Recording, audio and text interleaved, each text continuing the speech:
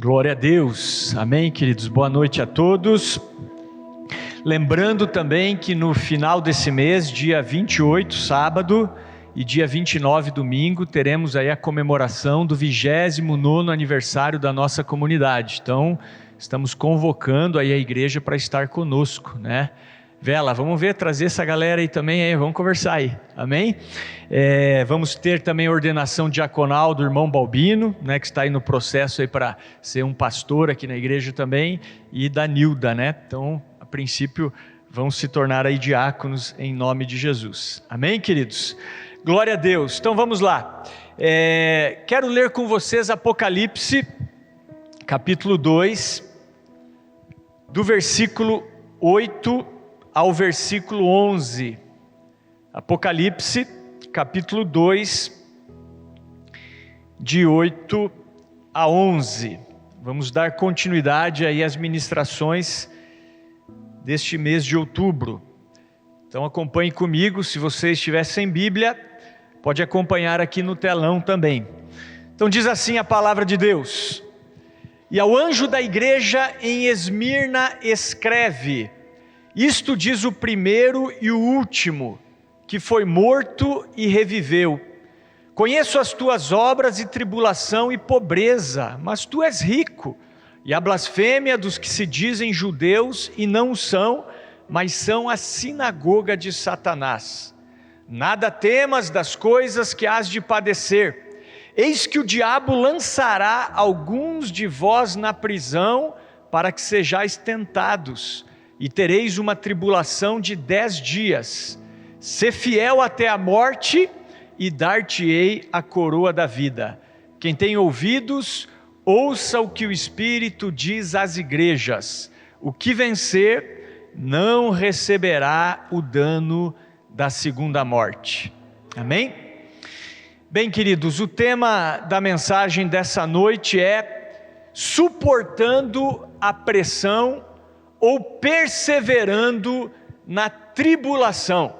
Então, nesse mês nós iniciamos uma nova série de mensagens sobre as cartas de Jesus às 7 igrejas da Ásia Menor.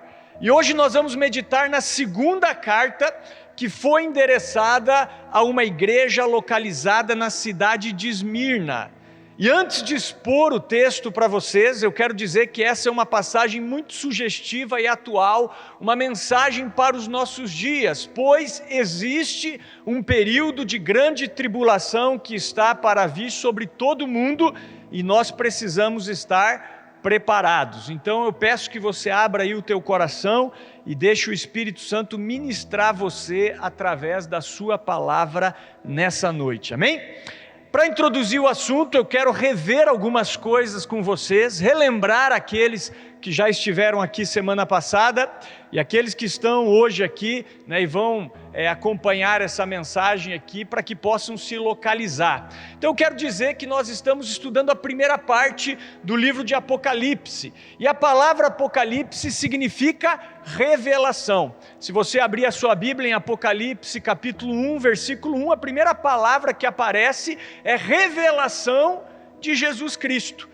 E esse livro, ele foi escrito pelo apóstolo João. O apóstolo João foi um dos 12 discípulos de Jesus, que também foram chamados de apóstolos. E dos 12 discípulos que andaram com Jesus, 10 deles foram mártires, morreram por causa da pregação do Evangelho. Por exemplo, o apóstolo Pedro foi crucificado de cabeça para baixo, outros foram decapitados, outros talvez mortos de outra maneira. Então 10 deles foram mártires. Um deles foi um suicida, né, que foi Judas, o traidor. Então quando Judas traiu Jesus, movido de um grande remorso, ele acabou se enforcando, ele acabou se suicidando. E o apóstolo João, ele foi o único dos 12 que morreu de morte natural. E ele recebeu essa revelação do Apocalipse quando ele estava preso por causa do testemunho de Jesus numa ilha chamada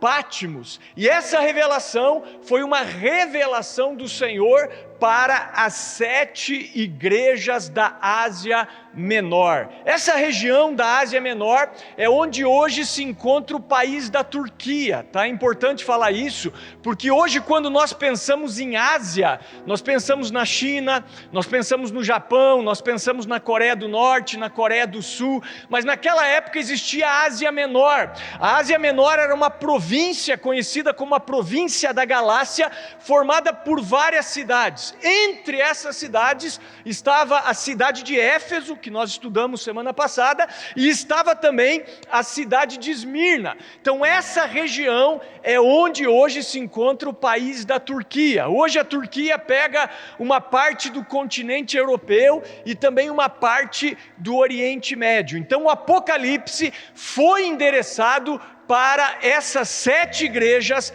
da Ásia Menor, da província da Galácia. E o número 7 é o número de Deus, é o número da perfeição, é o número da totalidade. Deus fez o mundo em 6 dias e no 7º dia ele descansou. Então o número 7 na Bíblia, ele é muito sugestivo. Ele é o número, eu repito, da totalidade. Então quando João, inspirado pelo Espírito Santo, escreve o Apocalipse para as 7 igrejas da Ásia Menor, na verdade essas eram ou são direções do Senhor para todas as igrejas do mundo, ou seja, essa carta que nós acabamos de ler é uma carta para a nossa igreja também. Posso ouvir um amém?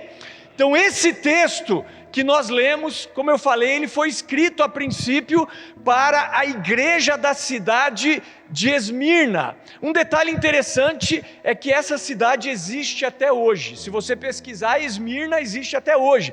É a cidade de Izmir, uma cidade situada próxima ao mar Egeu, na Turquia. Inclusive uma cidade belíssima, tá? Se um dia você tiver oportunidade de ir para lá, visite, né? Eu não tive oportunidade, mas eu vi por fotos que é uma cidade muito bonita. E dito isso, nós vemos nessa passagem que o Senhor Jesus só tinha elogios, ele só tinha feedbacks positivos para essa igreja. Ao contrário da igreja de Éfeso, que nós estudamos semana passada, e que sofreu uma repreensão severa de Jesus, essa igreja, a igreja de Esmirna, ela só foi elogiada pelo Senhor. Você não vê nenhum comentário negativo, você não vê nenhuma repreensão de Jesus para a igreja de Esmirna. E aí eu faço uma pergunta: por quê? Eu comecei a me perguntar, enquanto eu meditava nessa passagem, por que Jesus não fez nenhuma crítica a essa igreja? E eu encontrei uma resposta. Veja se você concorda comigo. A resposta que eu encontro é que essa igreja era uma igreja que experimentava tribulação. Era uma igreja que passava por provas e dificuldades extremas.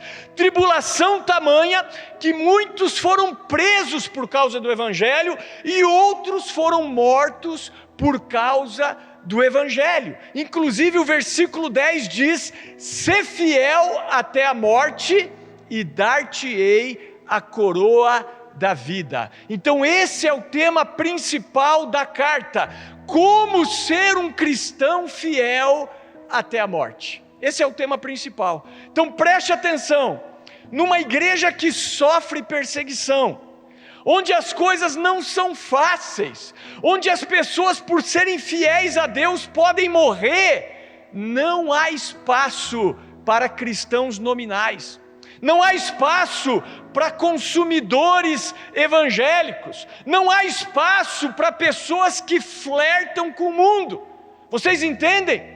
Então o sofrimento revela quem é fiel e quem é conveniente. O sofrimento separa os profundos dos superficiais, os homens dos meninos, os falsos dos verdadeiros, o trigo do joio. Então, numa igreja que sofre perseguição, não há espaço para pastores, para pregadores que pregam teologia da prosperidade, por exemplo, que pregam o evangelho água com açúcar, um evangelho para agradar os ouvintes, um evangelho ao gosto do cliente, vocês entendem ou não? Então hoje existe o verdadeiro evangelho e existe o evangelho ao gosto do cliente, onde o pastor fala o que a plateia quer ouvir e não a verdade, não aquilo que ela precisa ouvir. Então eu entendo que essa igreja, a igreja de Esmirna, foi uma igreja que só recebeu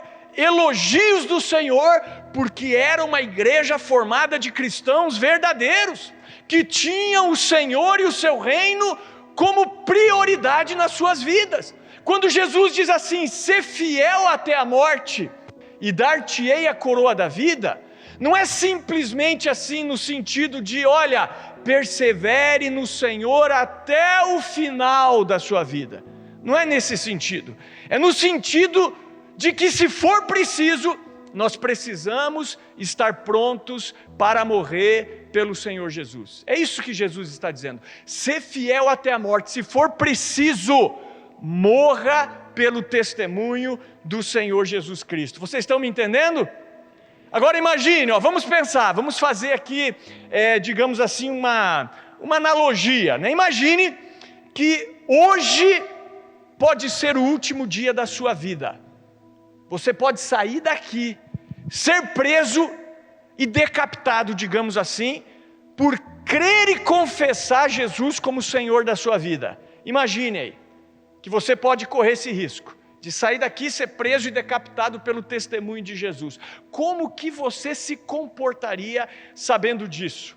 Esse era o sentimento desses irmãos. Eles corriam risco de vida ao se reunirem, ao adorarem ao Senhor. Então os cristãos de Esmirna, eles não tinham tempo de pensar em entretenimento, não, irmãos. Na verdade, eles eram o entretenimento do mundo. Muitos deles foram jogados para os leões. Você sabe disso, né? Que naquela época existiam locais como o Coliseu ali em Roma, né? Onde os cristãos eram levados e serviam de espetáculo para o mundo. Levavam os cristãos para a arena para se divertirem com eles, vendo os animais selvagens os devorando. Muitos cristãos da igreja de Esmirna foram queimados vivos. Outros foram decapitados, mortos, presos pelo evangelho. Então eles não tinham tempo para eventos, não. Eles não tinham tempo para noite disso ou noite daquilo. Pastor, vamos fazer uma noite do sorvete aqui na igreja de Esmirna? Eles não pensavam nisso, não.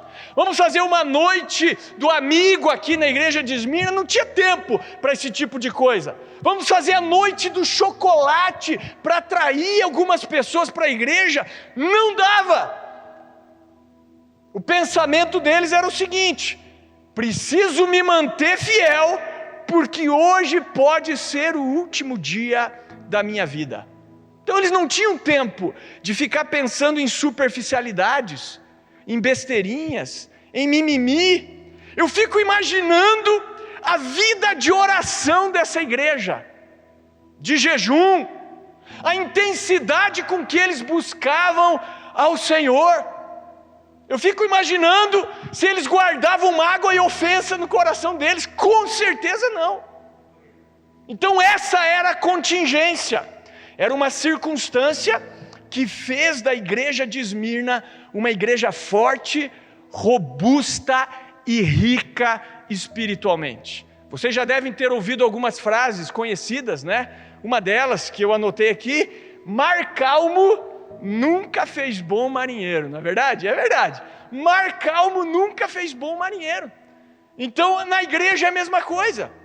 Tem uma outra citação que eu gosto bastante também, que diz assim: tempos difíceis produzem homens fortes. Homens fortes produzem tempos fáceis. Tempos fáceis produzem homens fracos. E homens fracos produzem tempos difíceis, né? Então a gente podia mudar aqui, né? E colocar assim: tempos difíceis produzem igrejas fortes. E esse era o contexto de Esmirna. Esmirna era forte, pois foi gerada em tempos difíceis. Então essa carta à igreja de Esmirna mostra que é possível ser fiel até a morte. É possível ser fiel no mundo marcado pelo relativismo. É possível ser fiel quando as propostas e os apelos carnais estão em todo lugar. É possível ser fiel quando se vive numa cultura e num sistema corruptos. É possível ser fiel quando se é injuriado, perseguido, criticado por crer no Evangelho. É possível ser fiel quando se é chamado de fundamentalista, retrógrado, preconceituoso, devido à crença no Senhor e na sua palavra. É possível ser fiel, mesmo que isso custe a nossa vida e a vida dos nossos queridos. Amém, queridos? É possível ser fiel. E dessa forma, essa carta à igreja de Esmirna, ela é muito sugestiva para nós hoje, né? E baseado nisso, eu quero extrair algumas coisas bem práticas para a nossa vida, coisas que podem fazer sentido para nós nessa noite, né? Como nós temos feito, nós lemos o texto,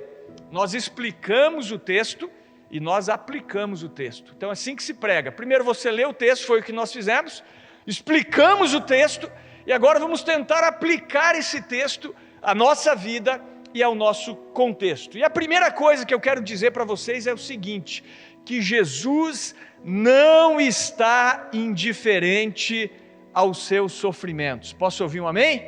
Você está sofrendo, você está passando por dificuldades na sua vida, Jesus não está indiferente aos seus sofrimentos. Vamos reler aqui Apocalipse 2, versículos 8 e 9, acompanhe comigo.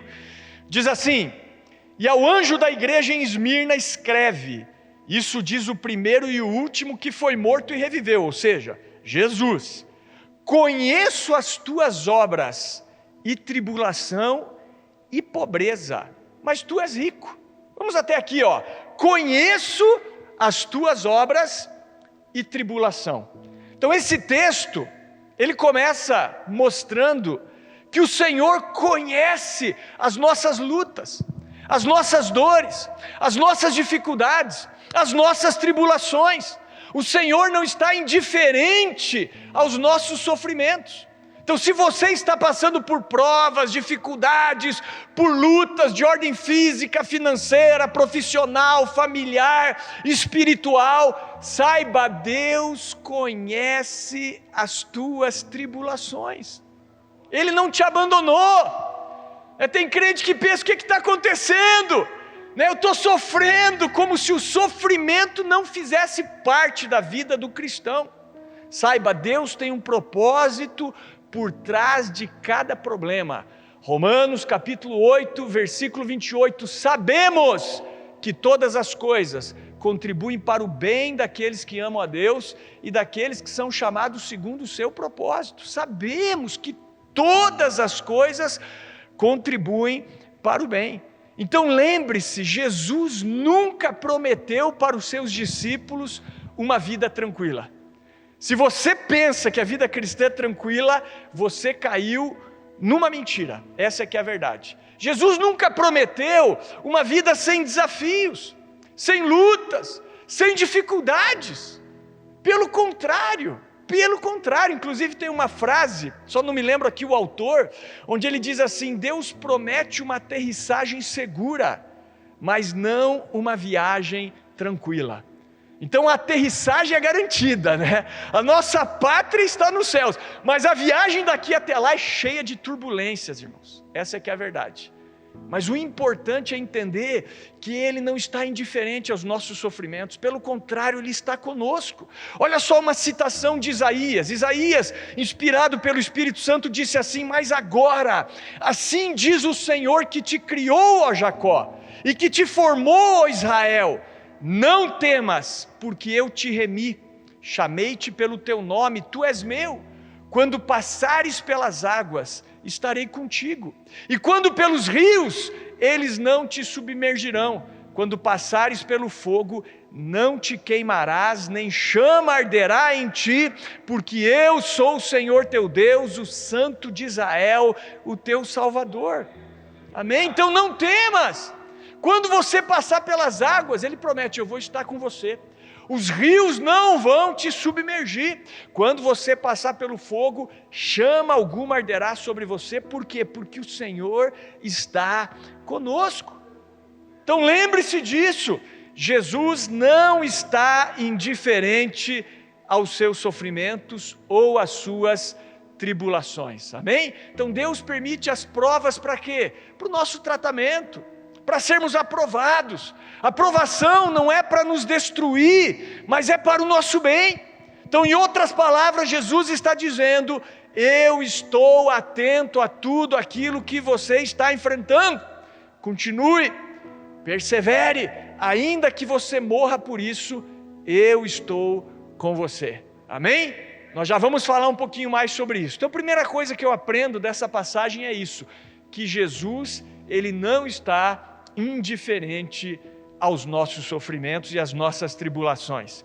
Segunda coisa que eu vejo aqui é que Jesus, Ele não vê como vê o homem. Isso aqui está muito claro nessa passagem, né? Vamos ler novamente aqui o versículo 9, o começo dele novamente. Olha só, Jesus está dizendo assim, ó: conheço as tuas obras e tribulação e pobreza, mas tu és rico. Então Jesus está dizendo: eu vejo a tua pobreza, mas tu és rico. Ou seja, Deus não vê como vê o homem. Então, como eu falei, as lutas, elas são instrumentos de Deus para o nosso bem, para o nosso fortalecimento, e as provas existem para sermos aprovados. Mas outro detalhe desse versículo é que Jesus se dirige a uma igreja pobre numa cidade rica. Esmirna era uma cidade bela, uma cidade grande, uma cidade suntuosa, uma cidade populosa, uma cidade rica. Até hoje, se você for ver, parece ser uma cidade muito rica. E nessa cidade rica existia uma igreja pobre. Pobre aos olhos dos homens, mas rica para com Deus.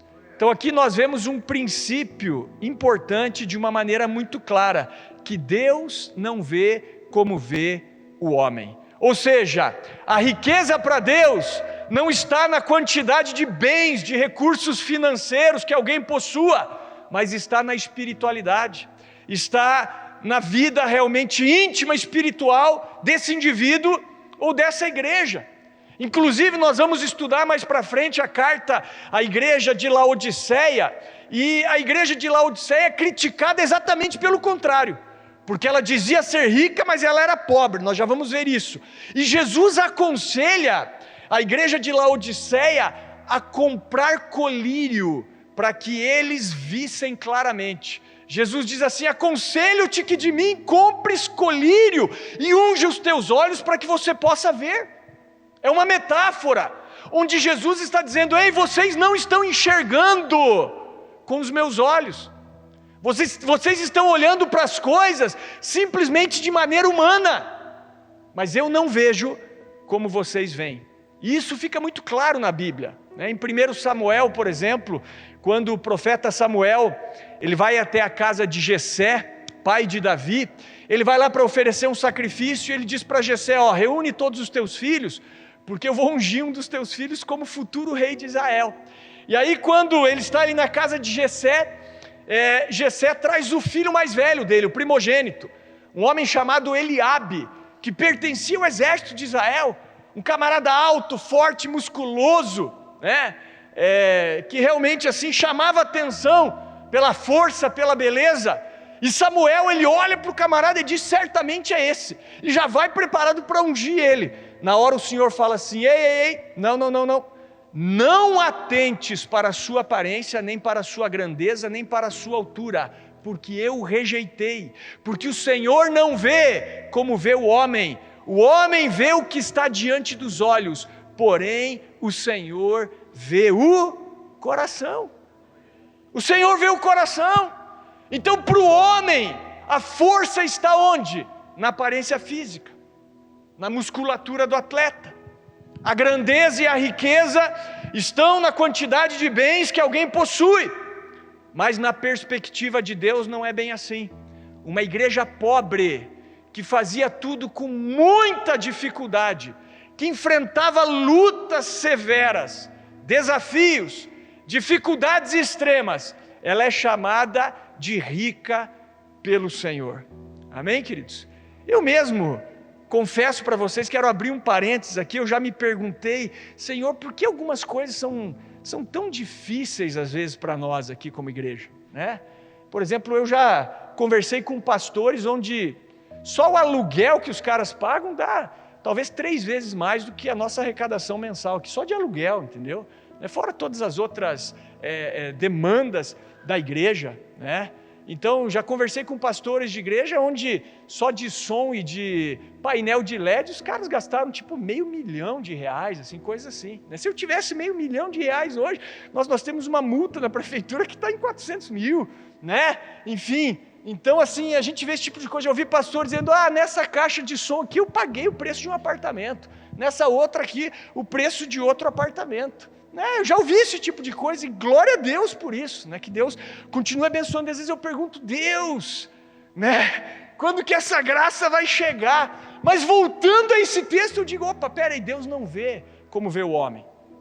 Tá, não estou dizendo que essas igrejas são pobres aos olhos de Deus, tá? Porque uma igreja pode ser rica financeiramente e também ser rica aos olhos de Deus, ou pobre financeiramente e pobre aos olhos de Deus. Mas essa era a realidade da igreja de Esmirna. Eles não tinham um templo suntuoso, seus membros não faziam parte da alta sociedade, não tinha nenhum grande empreendedor na igreja. Na verdade, eles eram desprezados e faziam tudo com muita dificuldade.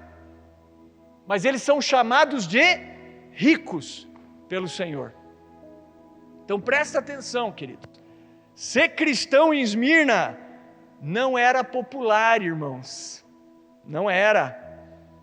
Se alguém entrasse na igreja de Esmirna, tipo assim, para se sentir bem, para ser exaltado, para ter destaque, sairia frustrado e totalmente desprezado. Era uma igreja sofrida, o cara entrava lá para morrer. Vocês estão entendendo? É assim que funcionava.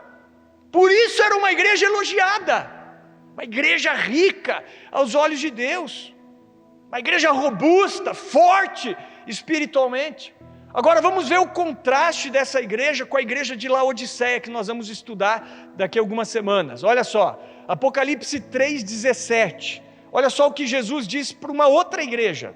Como dizes, rico sou, estou enriquecido e de nada tenho falta, e não sabes que és um desgraçado e miserável e pobre e cego e nu. Olha o contraste.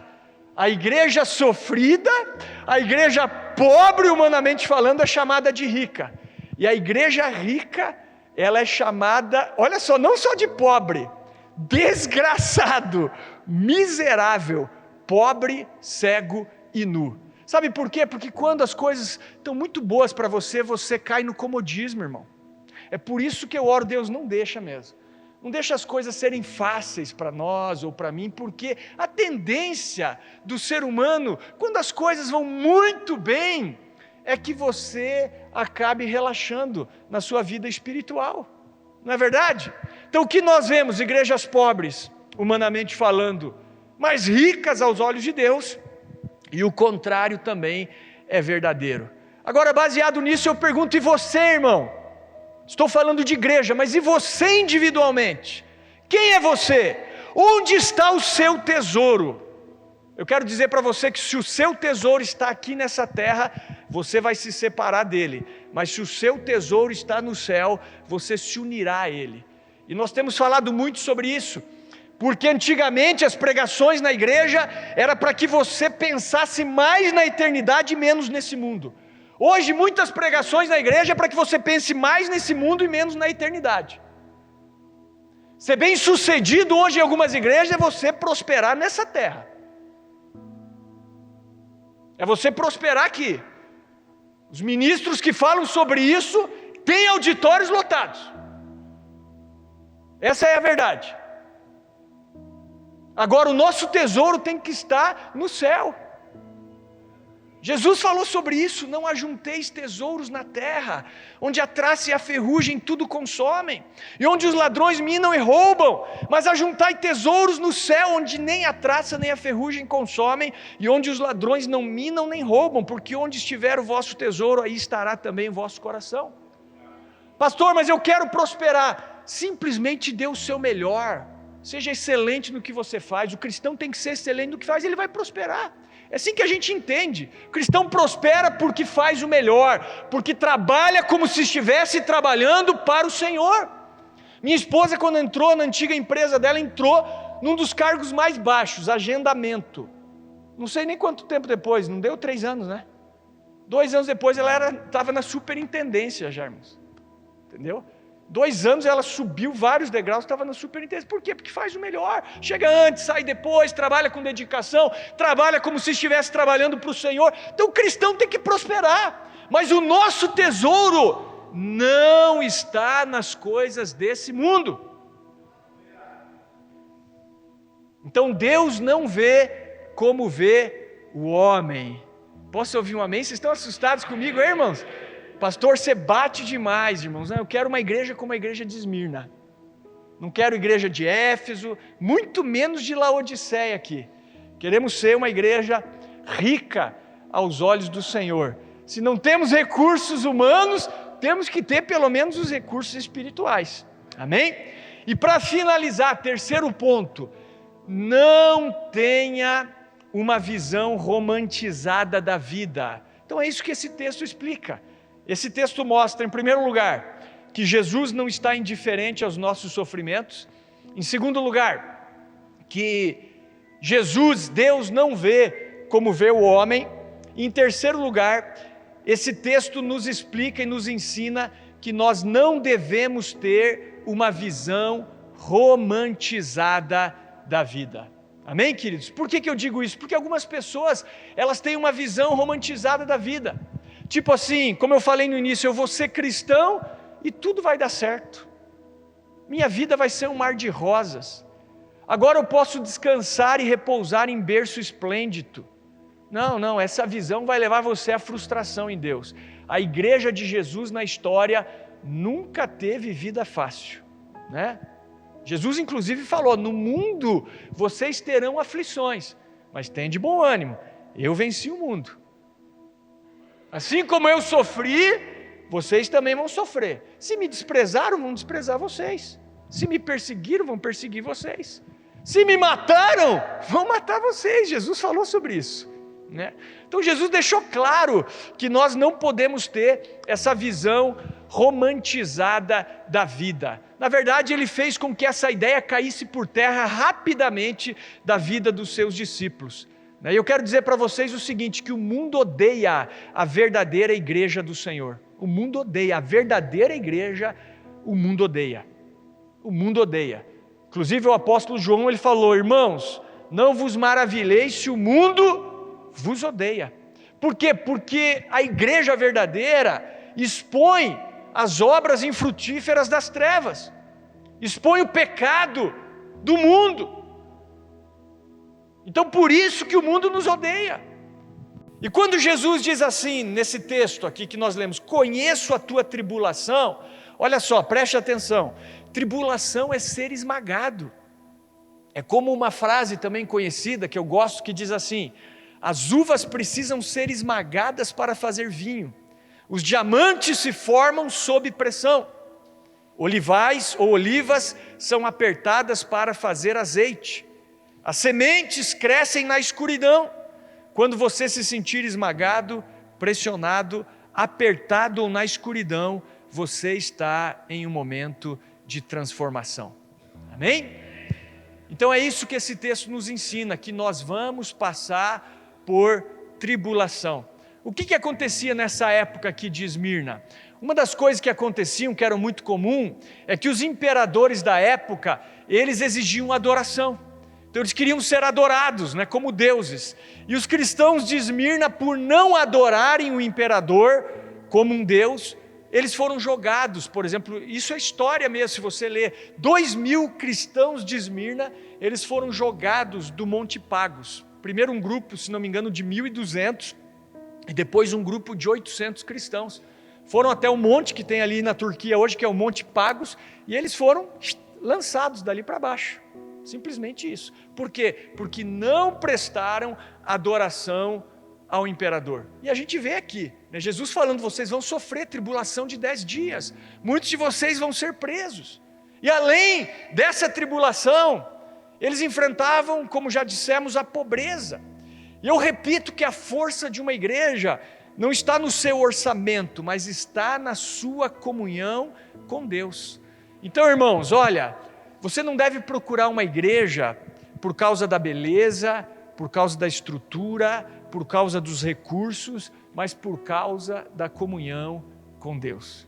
Amém? É isso que a gente tem que fazer. Outro detalhe é que essa igreja ela era perseguida pelos judeus. Olha só o versículo 9 novamente, agora a parte final. Vou ler inteiro, diz assim: conheço as tuas obras e tribulação e pobreza, mas tu és rico. E a blasfêmia dos que se dizem judeus e não são, mas são a sinagoga de Satanás. Então o que esse texto está dizendo aqui? Está falando de judeus de nascimento, mas que perseguiam a igreja. Você deve saber que a perseguição inicial da igreja em Jerusalém foi feita pelos judeus. Inclusive o apóstolo Paulo, ele era um fariseu que se chamava Saulo antes, né? E ele era um perseguidor da igreja.